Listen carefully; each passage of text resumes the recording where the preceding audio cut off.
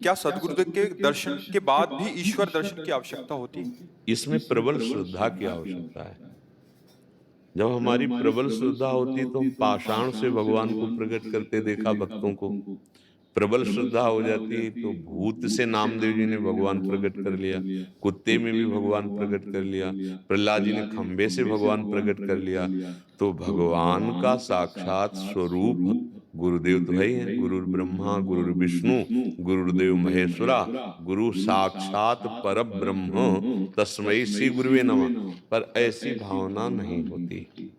हम गुरु को साक्षात परब्रह्म मानते नहीं। हम गुरु को एक व्यक्ति मानते हैं या बहुत से बहुत संत मानते हैं और ये सोचते हैं कि ये साधन है, साध्य तो भगवान की प्राप्ति होगी। हम ये नहीं देख पाते कि साक्षात बंदों गुरुपद कंज कृपा सिंधु नर रूप हरि, साक्षात हरि ही ये नर रूप धारण करके अपना परिचय देने के लिए मुझे उपदेश कर रहे हैं। जिनकी ऐसी भावना है तो गुरु में साक्षात परब्रह्म का अनुभव हो गया तो अब किसका दर्शन। पर ऐसा बहुत कठिन है। मतलब कोई बिरला अपने गुरु को साक्षात परब्रह्म देख पाता है, नहीं तो नहीं।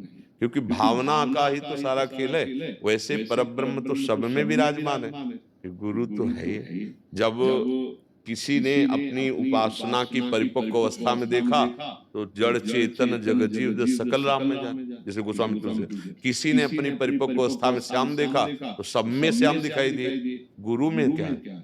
अगर गुरु तो साक्षात पर ब्रह्म ही है, अगर हमारी भावना बन जाए तो सब में प्रभु विराजमान, सब में अनुभव हो जाए, फिर अलग से थोड़ी कोई अनुभव। पर ऐसी भावना नहीं बन पाती, ऐसी नहीं बन पाती। बहुत मुश्किल से इतनी भावना बनेगी कि बहुत अच्छे संत हैं, मेरे परब्रह्म हैं। जैसे गुरु ग्रंथ साहब ही साक्षात परब्रह्म गुरुदेव हैं। तो देखो साक्षात परब्रह्म, चंवर डुलाए जा रहे हैं, उनका सम्मान, उनकी वाणी ही सब कुछ साक्षात। तो गुरुवाणी ही इतना, गुरुवाणी साक्षात परब्रह्म है। ऐसा कहाँ मान्यता अपने लोग स्वीकार कर पाते कि हमारे गुरुदेव की जो वाणी है वो परब्रह्म की वाणी है, साक्षात परब्रह्म बोल रहे हैं। तो बस मानना ही तो है ना, भावना ही तो है ना। तो हम श्री विग्रह में तो सोच सकते हैं कि ये भगवान है, लेकिन इनमें भगवान को नहीं देख पाते हैं। मनुष्य है ना, तो ऐसे मनुष्य आकृति में गुरुदेव हैं। तो हमारी दृष्टि बस वही थी कि प्रभावशाली है, तपस्वी हैं, संत हैं, इनकी बात हम मानेंगे तो हमें भगवान मिल जाएंगे। तो वैसे ही आपको अनुभव होगा।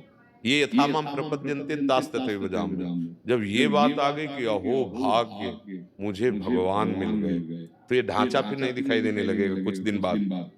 जो है अंदर वस्तु वही, ओहो साक्षात परब्रह्म बैठे। क्योंकि है तो परब्रह्म, कौ से कहां जहां प्रभु नहीं। जब सर्वत्र है तो गुरु के हृदय में भी विराजमान है। पर हम ऐसा भाव नहीं कर पाते। अगर भाव कर ले तो साक्षात तत्व ही विराज, चिद चिद लक्षणम सर्वम राधा कृष्णमयम जगत। सब में राधा कृष्ण विराजमान है, हम कहां देख पा रहे हैं। फिर गुरु में तो है ही है।